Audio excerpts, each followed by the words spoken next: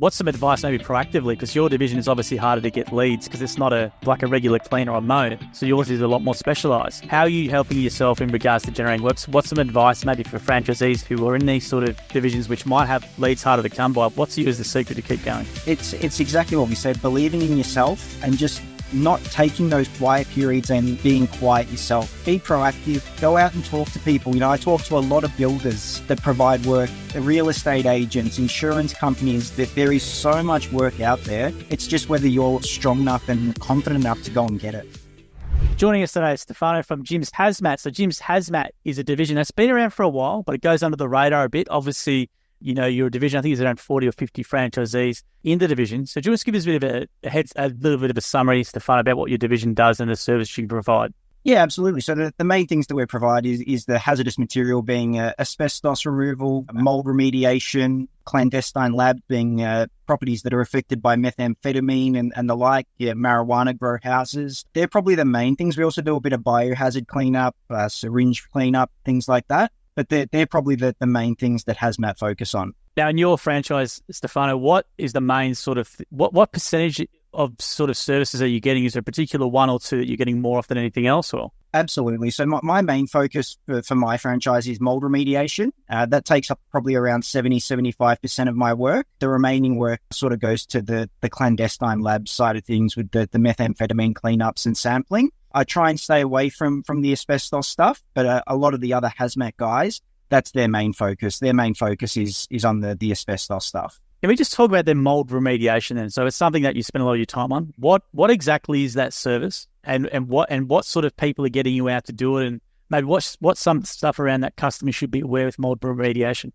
Absolutely. So the main thing with mold remediation is basically you're 9 times out of 10 at private properties, and it's basically they've either had a water event where they've had a leaking pipe or something of the sort, which has caused some water damage over a period of time. That water hasn't been taken care of, which then causes microbial growth, mold growth. When that happens, there's really not much you can do except for source removal of the building material. You can try and clean it. It doesn't really work though. You're more going down the path of sort of removing whatever the affected material is, and then remediating the things that are left behind, like your timber framings and stuff like that. That's probably the main thing. Well, just how serious is mold? Because obviously it's I'm not a doctor or anything, but it's like, obviously health is a big thing, right? So if people have got asthma or they've got some other things as well, it can be quite serious if it's left not in place. So is that something where you got customers, they think they've got some mold, you come out, you make an assessment, and then you can sort all that from? Absolutely. That's exactly. And as you said, look, I'm not a doctor either, but when you get sort of mold that releases mycotoxins, i.e. like a Stachybotrys, which is black mold, it can be really, really hazardous for your respiratory system once it gets in there, affects your lungs. Like you said, if people have asthma and the like, it can be really, really toxic. It can also cause mold poisoning, which can make you really, really sick as well. And I was going to say, the other one you mentioned, which I think is going to be obviously something that's becoming more and more, something that people become aware about, is the meth stuff. So obviously, unfortunately, people might, if they have a rental property or something like that, tenants in there might be doing, who knows what. And I was surprised when I've interviewed someone before from Hazmat. They told me just the percentage of properties that have it through the house was quite remarkable to me. So it's a problem that I think that is maybe not gets the awareness that it needs to, but it's becoming more and more prevalent, isn't it?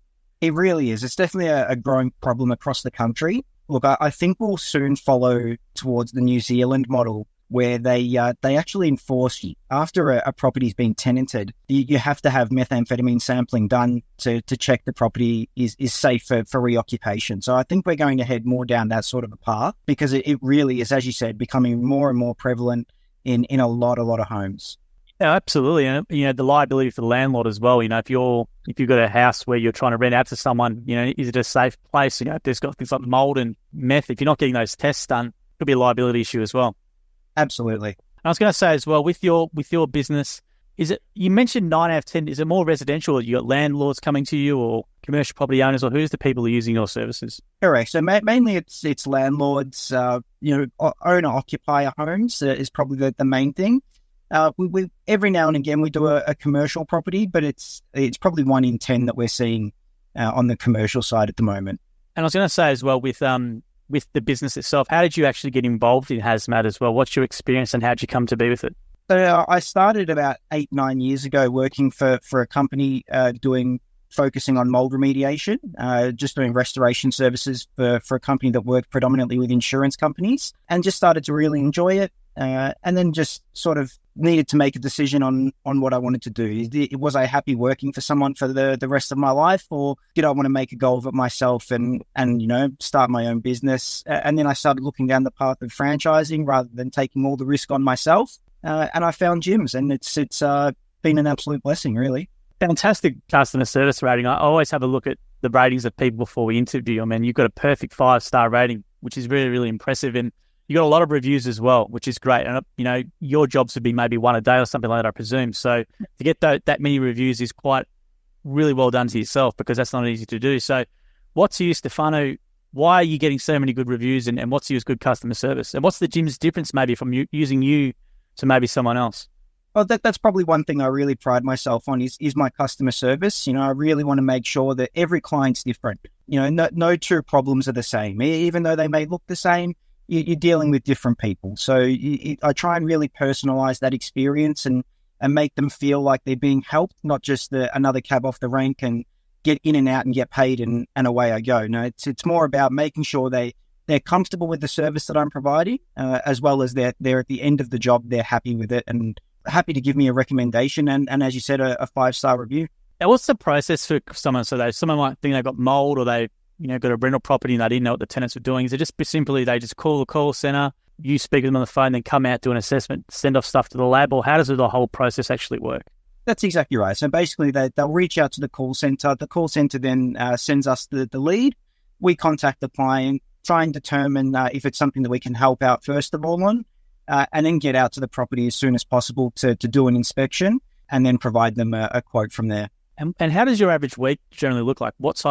How many jobs are you roughly doing, or how does it work? Are you doing maybe quotes and stuff in the first 3 days and next 2 days you're doing other things, or how does your week normally shape up with your business? That's basically exactly right, Joel. So it's essentially 1 or 2 days of quoting, and then you're sort of looking at the other 3-4 days of the week being you're actually on site doing works.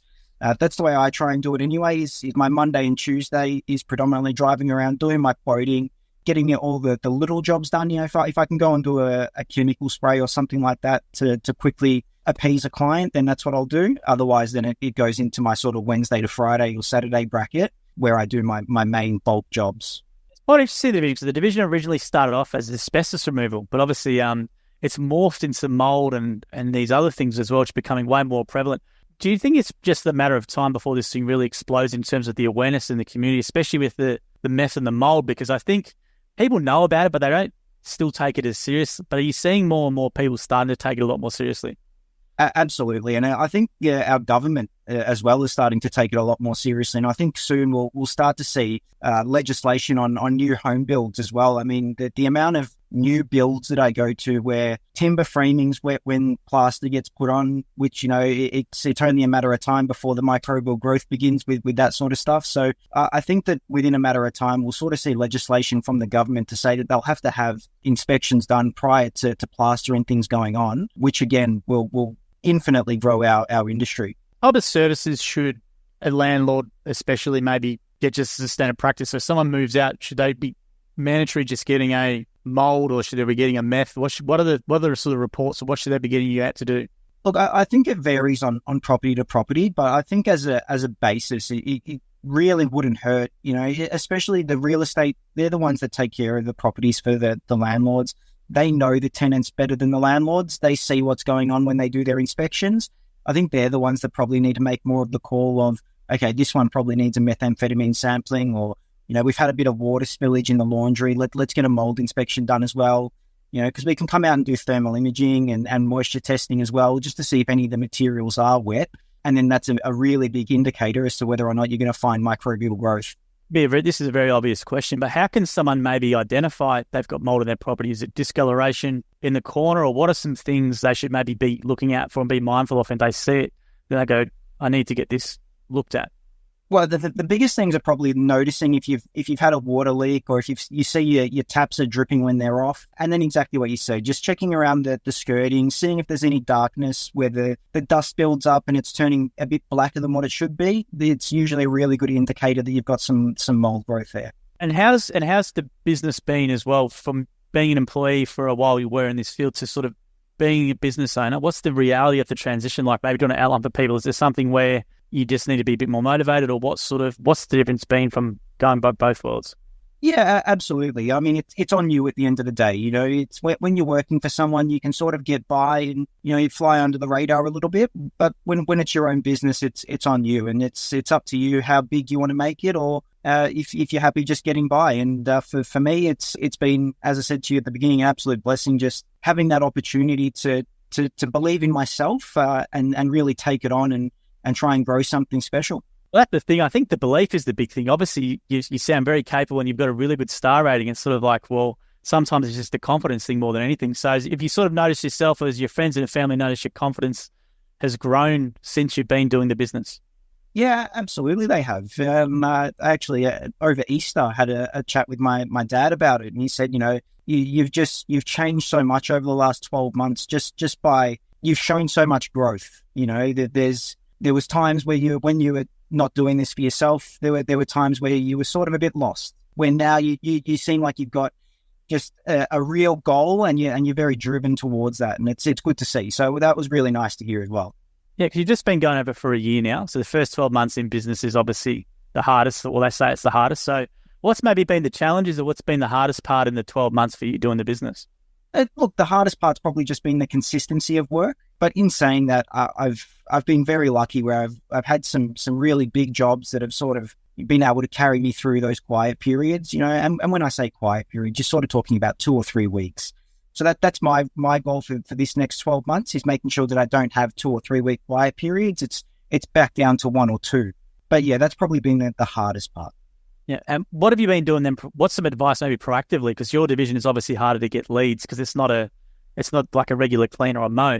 So yours is a lot more specialized. So how are you helping yourself in regards to generating work? What's some advice maybe for franchisees who are in these sort of divisions which might have leads harder to come by? What's you as the secret to keep going? It's exactly what we said, believing in yourself, and just not taking those quiet periods and being quiet yourself. Be proactive. Go out and talk to people. You know, I talk to a lot of builders that provide work, you know, real estate agents, insurance companies, that there is so much work out there. It's just whether you're strong enough and confident enough to go and get it. That's a really good one you mentioned, is the insurance companies. How do you recommend people approach insurance companies, or how do you do it? I basically just contact the big insurers and ask to speak with their procurement teams. Once you get onto them, it's a really easy process. Look, it's really hard to get on their panels, but if you can just at least get your name out there with them, then you can sort of then when they go through really busy periods and their current contractors can't keep up, that's when you'll get your foot in the door and be able to. But if they don't know your name, you've got no chance. So you've got to really be proactive and just continuously call them up. I have a once a month routine where I contact all my insurers. I know I'm not getting work from them at the moment. However, I know that eventually there's going to be an event, there's going to be a storm, there's going to be something that they're then going to need extra hands on deck. And I want to be front of mind when that happens. Good advice. And I was going to say as well, with the support and training from your head office, is there ongoing training, or what's the support like been from the head office with Hazmat? Look, the support's been really good. Sam, my franchisor, has been fantastic right the way through. He's constantly checking in on me and just seeing how things are going and asking questions. You know, do I need anything? Fortunately, I haven't been in a position where I've really needed too much from Sam, but he's always been there for me the whole ride. So it's really, really good support. And maybe what's your advice then for someone looking at maybe doing what you've done? You know, what would you tell yourself 12 months ago? Like if you were to start again, what would you sort of be saying about doing this? Take the jump. Take the jump. It's worth the risk. You know, like everything in life, there's going to be risks, but if you don't take the risk, you're not going to get the reward. So yeah, that'd be my best piece of advice, is just take that risk and believe in yourself. That's the hardest thing then, because